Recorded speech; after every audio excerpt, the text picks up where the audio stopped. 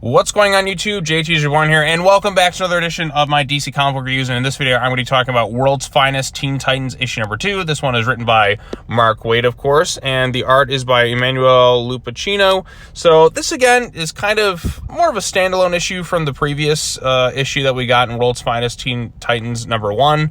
It's written by Mark Waid. We see Donna Troy on a date, and she's on a double date with, like, Bumblebee and that, with Gar, and you have this new other character coming in here.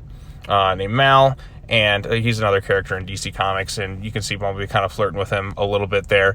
But you see Donna and Gar, they have kind of like their vast differences. Donna is a little bit extroverted. She's trying to like do all these things seemingly for attention a little bit. So, you know, teenager stuff. Garth is a little bit insecure about who he is. Then they get alert on the Titans thing, and they go on this mission to try and basically like deal with this one girl with her psychic abilities is causing all these various projections and all that. And so they go to this little house of horrors. At one point, she's kind of like all her thoughts are being broadcast and all these various nightmarish things are kind of happening. So kind of similar to stuff we're seeing in Night Terrors with these visions and all that. So none of it doesn't really feel all that fresh compared to that. But there is a really strong character moment when Garth comes in and he finds the girl, and he kind of is there to kind of comfort and talk to her because he has insecurities too. And he's there to be a friend, if you will, and just kind of be a supportive character to her. And there's also teases of this character kind of hiding out in the shadows, if you will, and they're also setting the stage for the next issue is going to be Titans Con or whatnot. So and then also you have a little bit of Donna, who's currently going out with Garth, but she's probably going to like break it off with him soon because these two just they don't really work out well together. I mean, Donna has her own personality and Garth has his, and opposites don't always attract, as I should say. I mean, I think that's a little BS when everyone's like opposites attract. No, they don't always attract. Sometimes they can make for a good dynamic at times. I think in more of like a friendly rivalry sort of sense, but they don't always make the best couples, and you can kind of see that at play here. So overall consensus, I thought this issue itself was kind of all right. I like the first issue more. In terms of these World's Finest books that we've been getting, I've really been a fan of what Waid and that is doing in Batman Superman World's Finest. And while I liked issue 1 overall of the World's Finest Teen Titans, I didn't quite love it. This is kind of the same boat where I'm like, I think it's just kind of all right. I don't think it's the strongest we've seen. I like the strongest aspect of it is the way Garth acts to this one girl.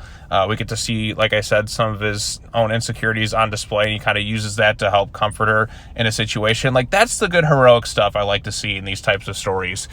Heroes comforting just kind of the every person who's going through all these like otherworldly struggles, and you get to see that goodness on display there. So, but some of the other stuff about Donna being like really off with her, like not very secret about her secret identity and all that, and kind of blabbering things out. I mean, you can chalk that up to some inexperience, if you will.